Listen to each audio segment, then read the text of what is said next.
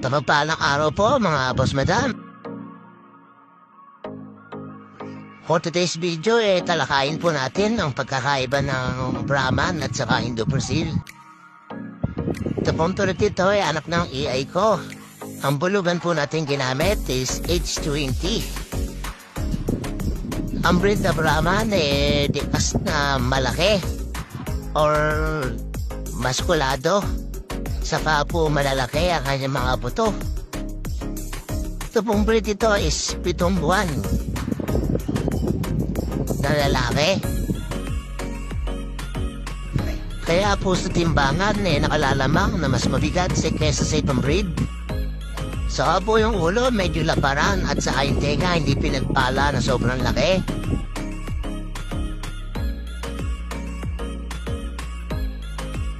Ito po, ang breed naman po nito Indo-Brazil.